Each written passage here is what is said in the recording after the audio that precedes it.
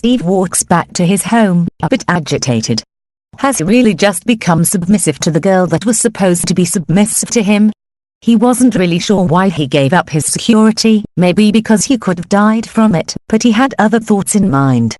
Why did his mind decide to just not lash back? He walks home, not worrying about not being able to get a dog anymore, and more focused on his own internal conflicts more than anything. I got to clear my head, he says the next morning, sitting on the side of his bed. He gets all the items he brought with him last time and sets out southward. Swinging his iron sword over his shoulder, he sets a foot towards the vast and sharply mountainous heights. The south mostly consisted of a low elevation which dropped off like a cliff down to a forest. There were large mountains that seemed to be jutting out of the surface as if someone from below pushed it upwards with a giant finger. They were wedged, some soaring past the clouds. It took him quite a while until he reached the top of just one of the vertically stretched plateaus. He reaches his arms up, his hand nearly brushing the cloud casually floating above him. The spectacular view stretched on for a long ways, revealing nothing more than scenic forests and more of the stone giants he was currently standing on top of. Steve leans against a tree as he takes out a chunk of bread he crafted yesterday, sitting in the cool shade as the sun reaches about noontime. But as he sits, something catches his attention. Off to the distance, far off to the distance, he sees a little quaint cottage perched directly on top of another stone mountain. It seemed a bit too small to fit Alex or any other player, but Steve felt the urge to find out. He takes a bucket of water, throwing it downhill, letting the stream touch the ground before collecting the water source back into the bucket as he sails down the stream, racing the drying up water as he touches the ground shortly after. This is gonna take a while, he says to himself, walking forward. It was almost late afternoon as he approaches the large plateau. There it is, he says tiredly. Steve trudges forward to begin his ascent at the mysterious cottage when something else even more marvelous catches his eye. Off a big to the right at the base of the plateau was an advanced house.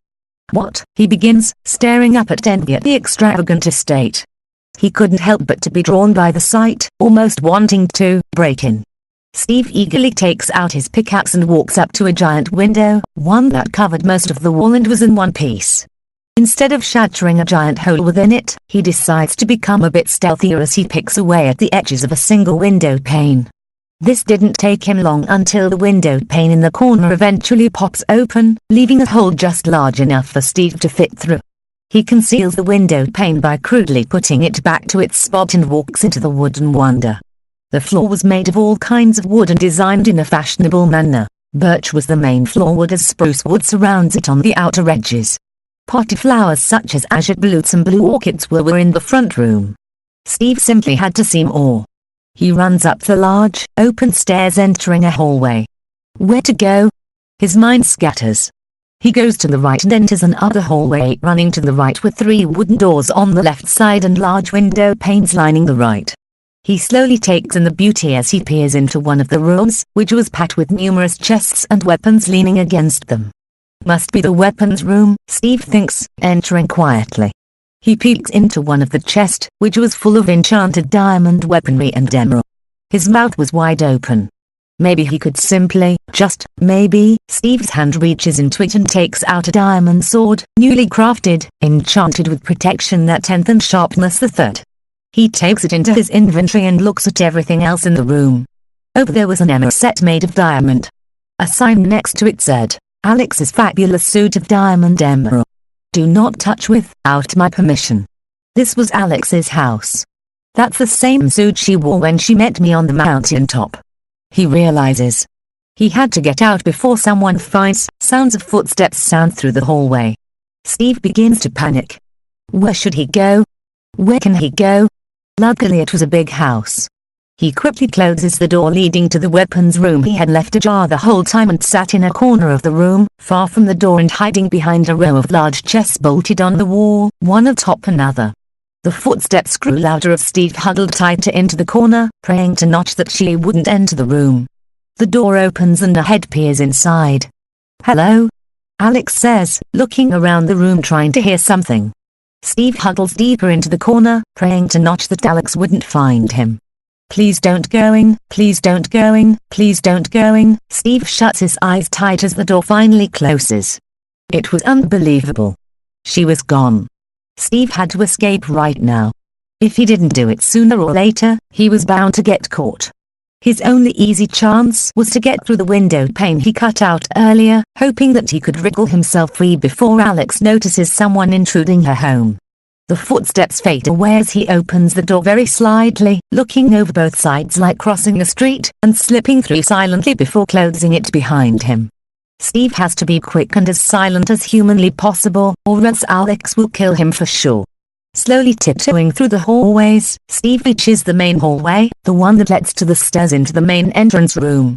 The sound of footsteps went audible. Maybe she's on the second floor, Steve thinks, going down the staircase meticulously, step by step. A door squeaks. Steve freezes. He hadn't made any noise the whole time, and that was definitely something that could have roused suspicion. He catches his blunder a few seconds later. Standing still isn't doing him any good either. Steve continues his stair journey, finally reaching the wooden floor on the bottom. The bat has landed, footsteps sound through the other hallway to the left. Steve panics. That's Alex for sure. He dives towards the window pane he put loosely together and pushes it open. The stamping grows louder and nears closer as Steve finds that he is stuck.